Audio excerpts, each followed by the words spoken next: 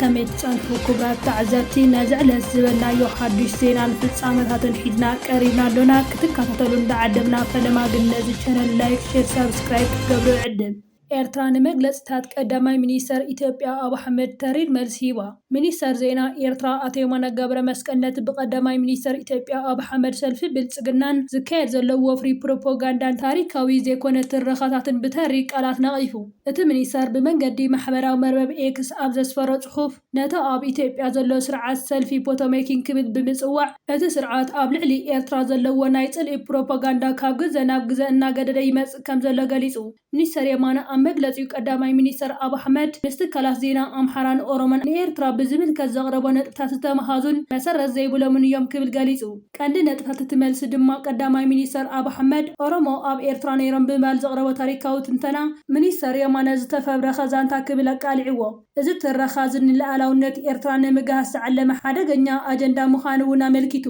ቀዳማይ ሚኒስተር አብይ ብተደጋጋሚ ዘልዕሎ ዘሎ ናይ ኣፍ ደገ ባሕሪ ሕቶን ምድረ ባሕሪ ዝብል ኣምራትን ምስ ኣብ 2018 ዝተፈረመ ናይ ሰላም ስምምዕ ዘይቃዶን ንላዕላውነት ኤርትራ ኣብ ሕቶ ዘእቱ ምዃኑ መንግስቲ ኤርትራ ገሊጹ እታ ኣብ ኢትዮጵያ ዘሎ ናይ ፕሮፓጋንዳ ማሽነሪ ኣብ ጉዳይ ኤርትራ ጥራይ ዘተኮረ ናይ ሓሶት ወፍሪ እናካየደ ምዃኑን እዚ ድማ ካብቲ ኣብ ውሽጢ ኢትዮጵያ ዘሎ ጸገማት ህዝቢ ንምዝምባል ዝግበር ፈተነ ምዃኑ ተሓቢሩ መንግስቲ ኤርትራ ኣብ መወዳእታ ንላዕላውነት ኤርትራ ንድርድር ዝቐርብ ጉዳይ ከም ዘይኮነን ዝኾነ ይኹን ታሪካዊ ምስምስ ብምጥቃስ ዝግበር ናይ ግዝኣት ምስፍሕፋሕ ድሌት ተቐባልነት ከም ዘይብሉ ኣረጋጊጹ እዚ ኣብ መንጎ ክልቲአን ሃገራት እናገደደ ዝኸይድ ዘሎ ናይ ቃላት ኩናት ነዚ ኣብ ቀርኒ ኣፍሪቃ ዘሎ ተኣፋፍዩ ኩነታት ሰላም ዝያዳ ከየበላሽዎ ስግኣት ይፈጥር ኣሎ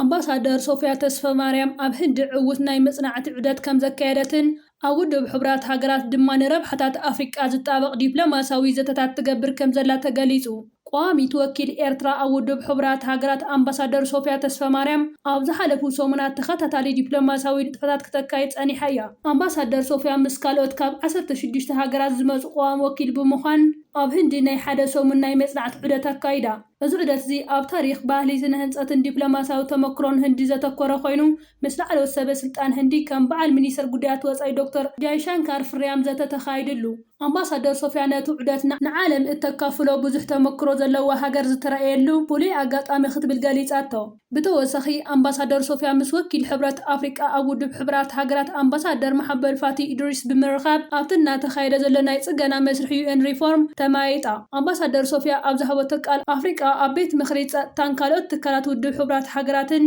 ንቑሕን ሓበራውን ተራ ክትጻወት ከም ዘለዋ ኣተሓሳሲባ ኤርትራ ነዚ ንምዕዋት እጃማ ክትጻወት ድልውቲ እያ ክትብል ድማ መርገጽ ሃገር ኣረጋጊጻ በቲ ካልእ ሸነኽ ድማ ኣብ ልዕሊ ኤርትራን ታሪኻን ዝካየድ ዘሎ መሰረት ዘይብሉ ናይ ፕሮፓጋንዳ ወፈራን ታሪክ ናይ ምጥምዛዝን ፈተነታትን ብትሪ ተነጺጉ ኣሎ እዚ ብወገን መሪሕነት ኢትዮጵያ ፓርቲ ብልጽግና ዝዝርጋሕ ዘሎ ናይ ፈጠራ ታሪክ ንውሽጣዊ ፖለቲካዊ ቅልውላው ንምሽፋን ዝዓለመ ምዃኑ ተገሊጹ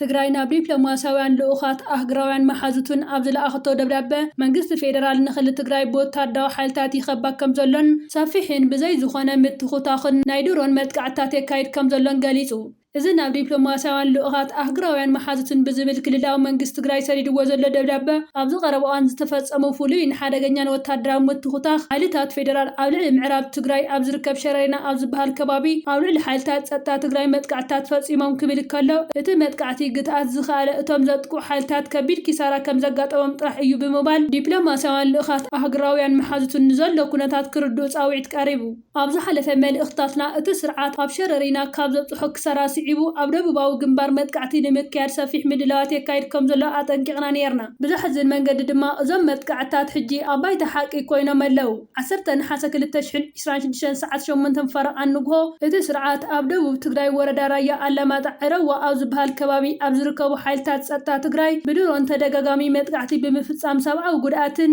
ናይ ንብረት ዕንወትን ኣስዒቡ እዩ እዚ ብዘይ ዝኾነ ምኽንያት ዝተፈጸመ ከቢድ መጥቃዕቲ ንዘሎ ናይ ኩናት ድሌት ዘርኢ እዩ እቲ ስርዓት ድማ ኣብ ልዕሊ ህዝቢ ትግራይ ኩናትን ዕንወትን ንምቕጻል ዘለዎ ድሌት ዘርኢ እዩ ብምባል ብተወሳኺ ንሙሉእ ቀርኒ ኣፍሪቃ ከቢድ ኣዕናዊ ሳዕቤን ዘለዎ ዝሰፍሐ ግጭት ናይ ምልዓል ሓደጋ ተፈጢሩ ኣሎ ብምባል ክልላዊ መንግስቲ ትግራይ ናብ ዲፕሎማሲያውያን ልኡኻት ኣህጉራውያን መሓዙትን ብዛዕባ ዘሎ ኩነታት ሓበሬታ ሰዲዱ ይርከብ ሰራዊት ኦሮሞ ኦነግ ነፋሪት ኢትዮጵያ ወቂዑ ከም ዘውደቐ ተገሊጹ። ትማሊ ሰዓት 11 ቅድሚ ቀትሪ ኣብ ወረዳ መኪ ቦራ መጥቃዕቲ ንምክያድ ካብ መደበር ሓይሊ ኣየር ደብረ ዘይቲ ዝተበገሰት ነፋሪት ውግእ ስርዓት ብልጽግና ብሰራዊት ሓርነት ኦሮሞ ብጸረ ነፈርቲ ተሃሪማ ከም ዝወደቐት ተረጋጊጹ ኣሎ። እቶም ክልተ ኣብረርቲ ብዝመጸት ሄሊኮፕተር ከም ዝደሓኑ እውን ተገሊጹ። ካብ መጥቃዕቲ ነፈርቲ ከይወፃና ሰራዊት ሱዳን ንኸተማ ኡምዱርማን ክትወቅዕ ዝፈተነት ድሮን ከም ዘውደቐ ኣፍሊጡ። ሓደ ወታደራዊ ምንጪ ንኣልጀዚራ ከም ዝገለጾ ሰራዊት ሱዳን ካብ ሓይልታት ቅጡፍ ደገፍን ካብ ኢትዮጵያን ከም ዝኾነት ተገሊጹ። እታ ድሮን ንኸተማ ኡምዱርማን ንምውቃዕ ትበርር ከም ዝነበረት እቲ ምንጪ ገሊጹ። እዚ ፍጻመ ኣብ እዋን እቲ ኣብ ሱዳን ካብ ሚያዝያ 2023 ጀሚሩ ዝቕጽል ግጭት ክልቲኦም ወገናት ድሮናት ከም ሓደ ካብ ዋና መሳርሒታት ወታደራዊ መጥቃዕቲ እናተጠቀምሉ ኣብ ዝርከብሉ እዋን እዩ። ብፍላይ ኣብ ኡምዱርማን ከባቢኣን ኣብ ዝሓለፉ ኣዋርሕ ዝተፈላለዩ መጥቃዕትታት ድሮን ከም ዝተመዝገቡ ሪፖርትታት ይሕብሩ።